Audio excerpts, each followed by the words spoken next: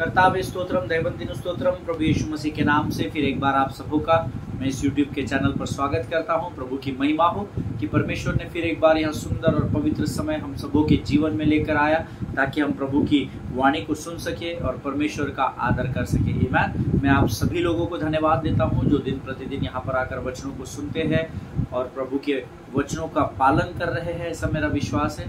परमेश्वर का वचन कहता है जो भी परिश्रम आप और मैं उसके राज्य में लेते हैं वो परमेश्वर व्यर्थ नहीं जाने देता। हालेलुया।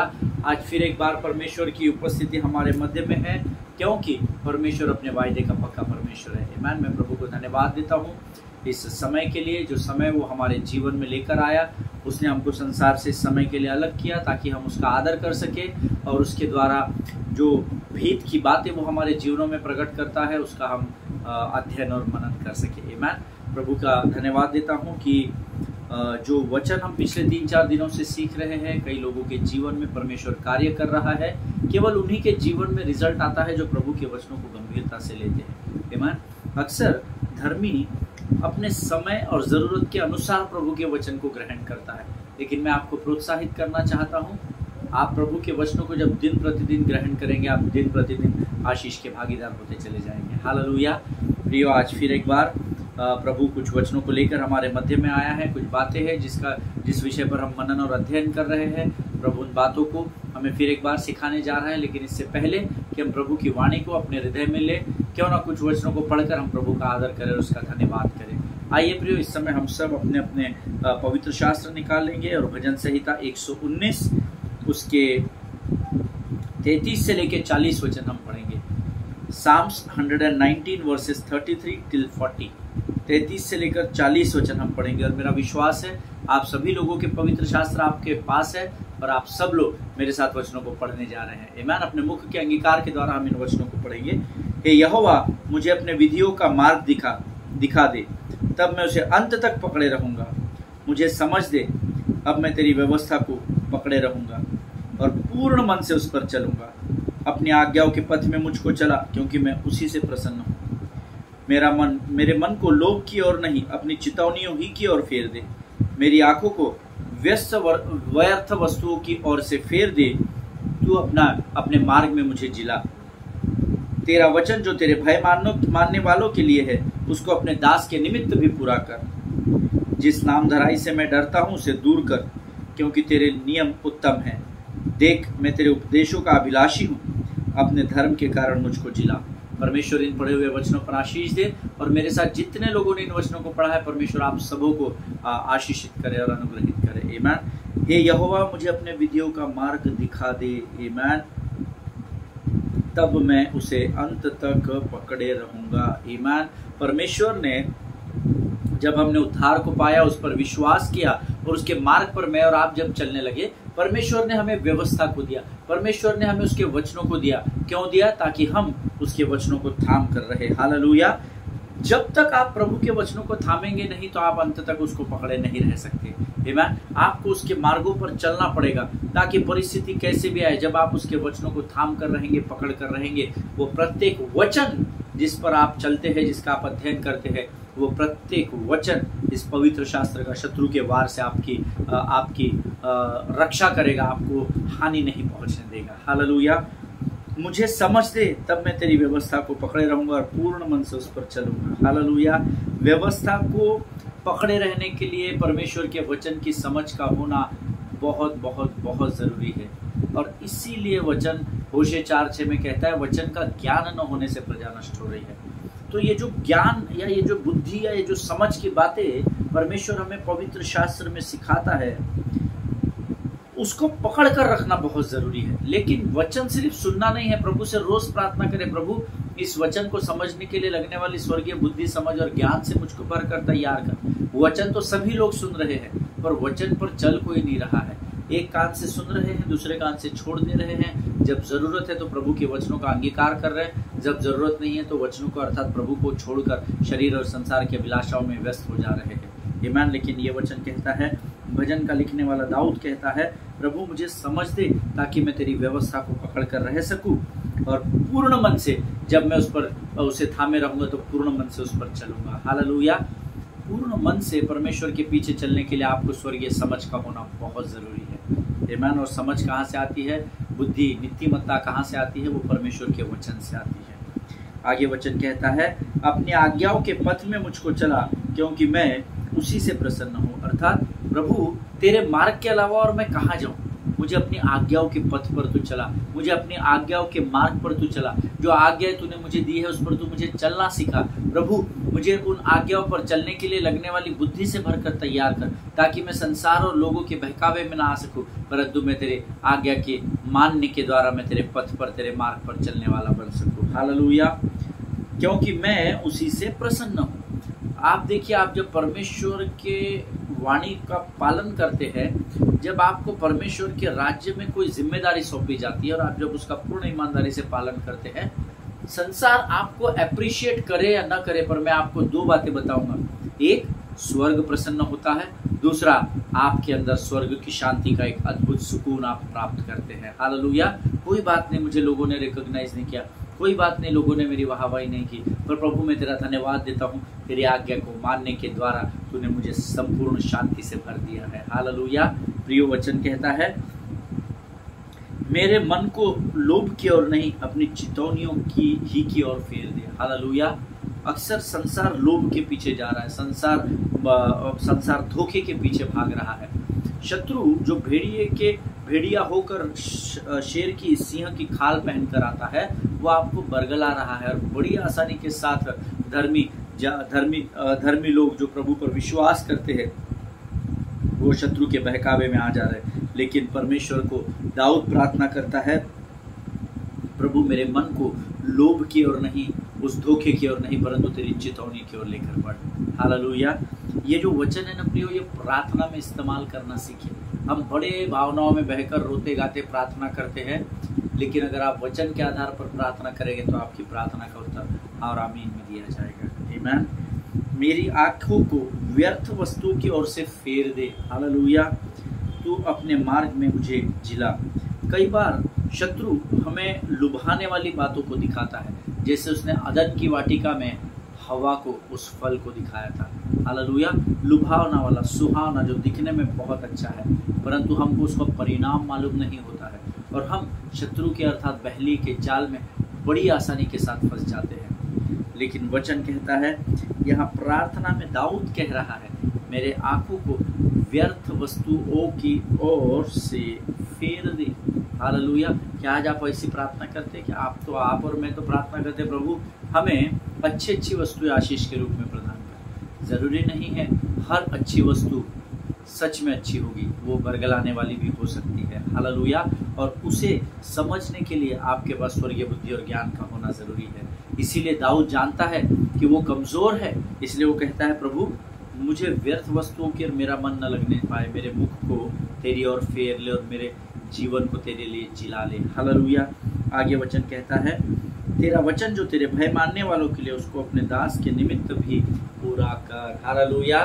परमेश्वर के वचन, परमेश्वर के भय में जीवन बिताने के लिए हमें दिए गए हैं। हालेलुया। हमको वचन इसलिए नहीं दिए गए हैं कि हम रोज एक हमारे साथ पृथ्वी पर की आशीषों को परमेश्वर से मांगने के लिए हमको ये जीवन नहीं दिया गया।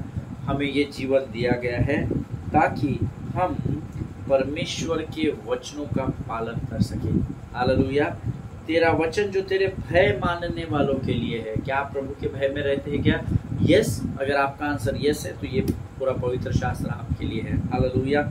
उसके आगे वचन कहता है, जिस नामधराई से मैं डरता हूँ उसे दूर कर, क्योंकि तेरे नियम उत्तम है। झूठी प्रशंसा पाने से प्रभु मुझे दूर रख, क्योंकि उन झूठी प्रशंसाओं में घमंड और अभिमान की ओर बढ़ने से अच्छा है कि मैं तेरे मार्ग पर बढ़ता चला जाऊं। हालेलुया। जब आप प्रभु से ऐसी प्रार्थनाओं को करते हैं ना, परमेश्वर आपको अपने मार्ग पर लेकर चलता है। आमीन। हम भावनाओं में इतने बह जाते हैं प्रार्थना करते समय कि हमारे प्रार्थनाओं के उत्तर कई बार पाने से हम वंचित हो जाते हैं प्रियो। लेकिन मैं अक्सर आपको बोलता हूँ, आपकी प्रार्थना वचन के आधार पर होना बहुत जरूरी है। आमीन। देख, मैं तेरे उपदेशों का अभिलाषी हूँ, अपने धर्म के कारण मुझको जिला।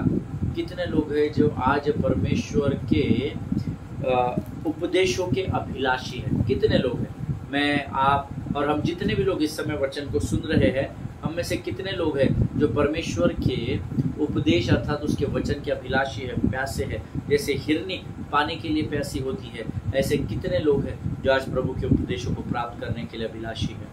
हम गूगल में जाते हैं, सब्सक्राइबर्स के नंबर्स को देखते हैं, कितने व्यूज है उसको देखते हैं, 1K 2K 1000 के 2000 के 1 लाख के 10 लाख के, और वो देखकर फिर हम उस वचन को क्लिक करते हैं।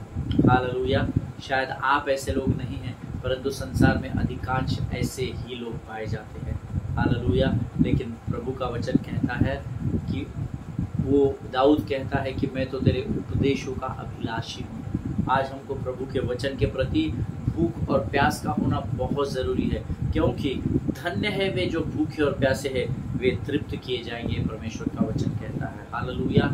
आज ही मैं अपनी कलीसिया को सिखा रहा था कि प्यासा होना यानी प्रार्थना में अपने समय को बिताना। हालेलुया। और भूख से तृप्त होने के लिए आपको वचन को खाना पड़ता है, आमीन, ताकि आपकी भूख से आप तृप्त हो सके, आमीन। लेकिन अगर आप प्यासे हैं जब कहते हैं, तो आपको प्रार्थना करने की जरूरत है, ताकि परमेश्वर आपकी प्यास को आपके प्रार्थनाओं के द्वारा बुझा सके, तृप्त कर सके। हालेलुया। प्रियो, ये परमेश्वर के वचन हैं जो हम दिन प्रतिदिन यहाँ पर पढ़ते हैं, और इन वचनों को हमको गंभीरता से लेना जरूरी है। कई बार हम वचनों को गंभीरता से नहीं लेते हैं और आशीषों को पाने से वंचित हो जाते हैं। हालेलुया।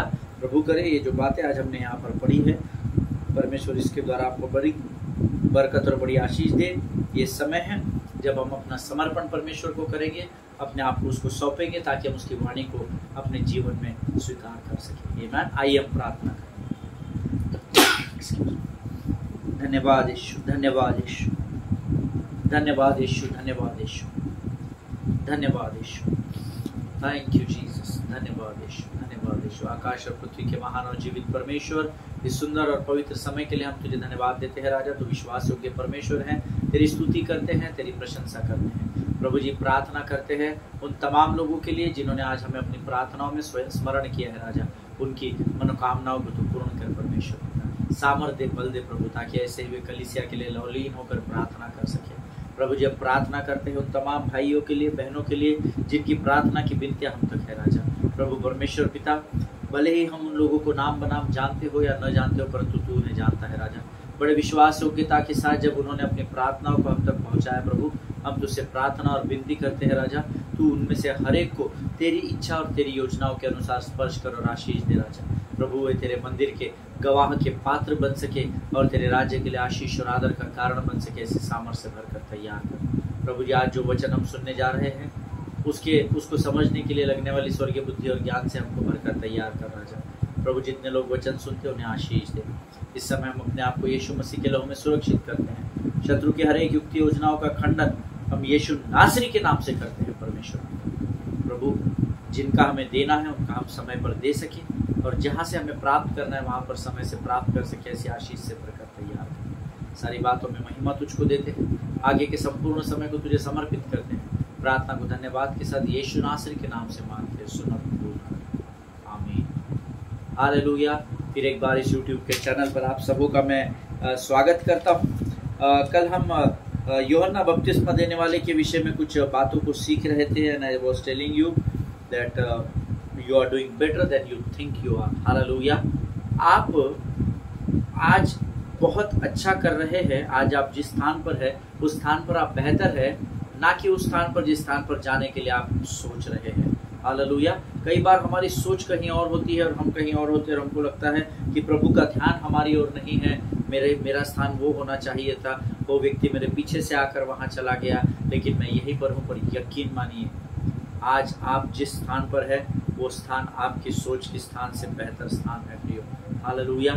जहाँ पर परमेश्वर ने आपको रखा है वो आपके जीवन के लिए बेहतर स्थान है। हालेलुया।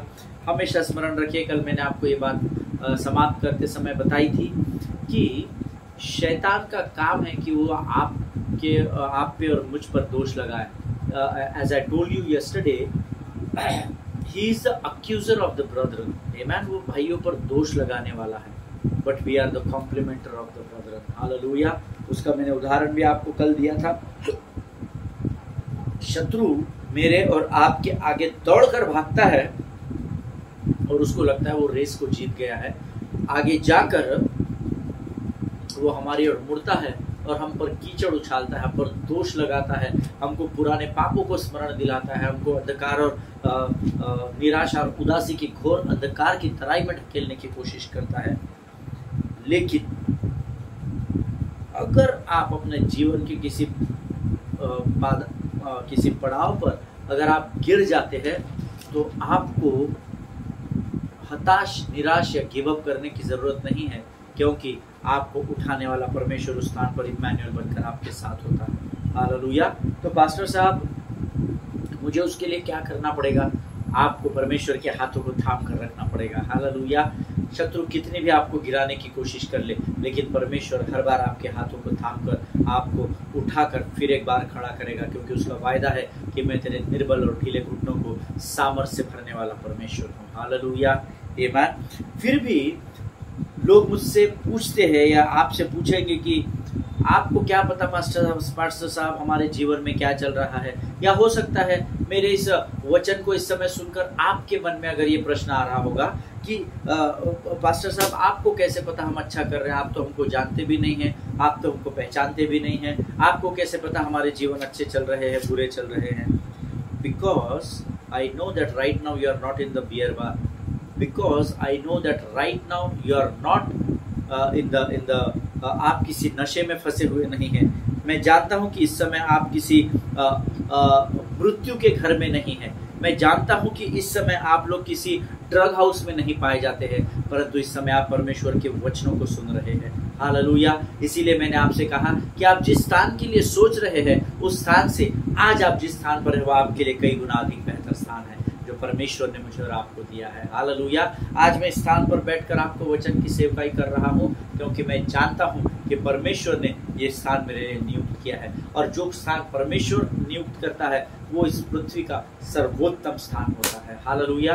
आज आपको मैं इसलिए कहता हूं कि आज आप जिस स्थान पे उस स्थान पर बेहतर है, क्योंकि इस समय आप मेरे वचनों को सुन रहे हैं जो प्रभु की ओर से बांटे जा रहे हैं। हालेलुया। आप किसी ड्रग हाउस में या किसी गलत स्थान पर, किसी नशे के आदि में नहीं है, या आप किसी गलत स्थान पर नहीं पाए जाते हैं, परंतु क्योंकि आज आप परमेश्वर के वचन को सुनते हुए पाए जाते हैं, इसलिए यकीन मानिए जिस स्थान पर आप जाने की सोच रहे उस स्थान से बेहतर स्थान पर इस समय परमेश्वर ने आपको रखा है। हालेलुया। आमीन। देखिए, मेडिकल साइंस जो है ना, मैं इसको थोड़ा सा अध्ययन कर रहा था गहराई में। मेडिकल साइंस कहता है कि आपको हंसने के लिए 72 मसल्स को एक्टिवेट होना पड़ता है। जब आप हंसते हैं तो 72 मसल्स एक्टिवेट होती है, but it takes 108 muscles to frown. You know, frowning करने के लिए आपको 108 मसल्स को इस्तेमाल करना पड़ता है। फ्रॉनिंग का अर्थ क्या होगा? कभी कभी हम लोग किसी को झटका दिखाते हैं ना, या मुंबई की भाषा में बोलते हैं तेवर दिखाते हैं ना, किसी भाई मेरे को मत सिखा, और फिर हम किसी की मौखरी करने लगते हैं, मजाक करने लगते हैं, या जब कोई हमको किसी बात से, संसार की बातों से डराने की कोशिश करता है, और क्योंकि हम प्रभु के वचन में स्थिर है, वचन की ढाल को लेकर, विश्वास की ढाल को लेकर, तो हम क्या करते हैं? हम उसकी मौखरी करते हैं और हम उसको तेवर दिखाते हैं, बाबा मेरे को मत पता, मेरे को मालूम है मेरा परमेश्वर सामर्थी है, और हम हंसने लगते हैं। हालेलुया। उसका मजाक उड़ाने लगते हैं। आमीन। दैट इज व्हाट मैं इसीलिए मैंने आपको बोला कि जिस स्थान पर इस समय आप हैं उससे उस स्थान को आप अपने लिए सर्वोत्तम और बेहतर स्थान समझिएगा। आमीन। आपके जीवन की योजनाएं कुछ और होगी भविष्य के लिए, लेकिन अभी तक शायद आप उस स्थान पर पहुंचे नहीं हैं, लेकिन आज आप जिस स्थान पर हैं उसी स्थान पर बैठकर शत्रु का खुल्ला खुल्ला तमाशा होते हुए देखिए, और अपने पूरे 108 मसल्स को हिला। जब आप अपने तेवर को शत्रु को दिखाएंगे, नहीं बाबा हमको तेरी औकात मालूम है, तू हमारे पाँव के नीचे है, तू कितना भी बड़ा गोलियत के नहीं खड़ा हो जा, पर हम जानते हैं गोलियत हमारे सामने दंडवत करने वाला गोलियत है। हालेलुया। और जब इस तेवर और इस प्रभु के घमंड में आप हंसने लगते हैं ना, तो आपके नॉर्मल हंसी से अधिक मसल्स एक्टिवेट होने लगती है। मैंने आपको बताया हंसने के लिए 72 मसल्स, लेकिन तेवर दिखाने के लिए 108 मसल्स को इस्तेमाल करना पड़ता है। हालेलुया। आपको शत्रु से डरने की जरूरत नहीं है। Don't give up in your life. God is always there with you as your Emmanuel God. Hallelujah. परमेश्वर हर परिस्थिति में, पैसा आपके पास नहीं है कोई बात नहीं, आपके बिजनेस में उन्नति नहीं हो रही है कोई बात नहीं, आपके सारे काम रुके हुए हैं कोई बात नहीं। कई लोग कहते हैं भैया मुंह तक निवाला आता है और पता नहीं काम ही नहीं हो रहा है, कोई बात नहीं, उसके बावजूद भी परमेश्वर आपसे प्रेम करता है और उसका ध्यान आपकी ओर लगा हुआ है। हालेलुया, आमेन। मैं प्रभु से पूछ रहा था, प्रभु आई विश इफ मैं ऐसा सोचता हूँ कि अगर यीशु मसीह ने जो यूहन्ना बपतिस्मा देने वाले की तारीफ की थी या उसके विषय में जो कहा था कि स्त्रियों में जितने भी जन्मे हैं उसमें यूहन्ना बपतिस्मा देने वाला सर्वोत्तम है, अगर ये बात that was my wish that if John could have heard it what Jesus spoke about him, hallelujah. ऐसा मैं सोचता हूँ कि अगर यीशु मसीह के कहे हुए शब्दों को, उत्साहित करने वाले शब्दों को अगर यूहन्ना उस समय सुन लेता बपतिस्मा देने वाला, तो उसके अंदर कितना उत्साह भर दिया जाता। Hallelujah. See, whether people are speaking good about you, whether people are speaking bad about you, whether you don't know anything about them, whether you know everything about them, but then always remember one thing, you need to stay encouraged। Hallelujah.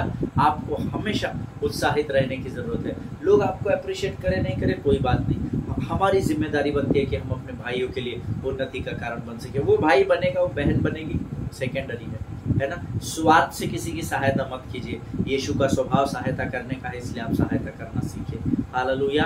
परमेश्वर ने मुझे बताया है, मैं किसी से 2 दिन पहले इस बात को शेयर कर रहा था कि आज मेरे जीवन में कुछ समस्याएं हैं और मैं अपनी समस्याओं को प्रभु में, मेरे एक भाई है उनके साथ बांट रहा था।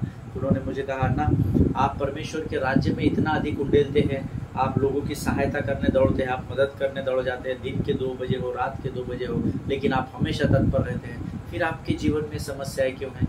मैंने उस पासवान की तरफ बड़े प्यार से देखा और मैंने उनसे कहा, मास्टर इसीलिए समस्याएं हैं। हालेलुया। जब आप परमेश्वर के मार्ग पर बड़ी ईमानदारी के साथ बढ़ते हैं, प्रभु के लोगों, शत्रु मराठीमध्ये म्हणतात कावरा बावरा होऊन जातो, तो उसको कुछ समझता नहीं है क्या करना है, उसको उसका माइंड सेटअप खराब हो जाता है, उसका माइंड गेम को आप खराब कर देते हो। जो आपके बारे में सोच रहा होता है उसको आप पूरा गेम खराब कर देते हो और इसीलिए वो बौखला जाता है और वो बौखलाहट में आप पर एक के पीछे एक तीर चलाता है। लेकिन अगर आप प्रभु के हाथ को थाम कर रहेंगे, उस हर तीर को मेरा परमेश्वर शत्रु की ओर वापस लौटा देता है। हालेलुया, आमेन। सो पिछले 3, 4, 5 दिनों में हमने सीखा, first thing we have learn that you are doing better than you think you are. Amen. आप जिस स्थान पर जाने की सोच रहे हैं या जो आप आने वाले दिनों के लिए सोच रहे हैं, उससे बेहतर स्थान पर आज परमेश्वर ने आपको रखा है। Amen. Number 2, now second thing today I want to discuss with you, जो दूसरी बात मैं आपके साथ बांटना चाहता हूं, जो लोग नोट्स लिखते हैं वो लिख ले। First thing what we have learned is you are doing better than you think you are. Second thing, you matter more than you think you do. Hallelujah.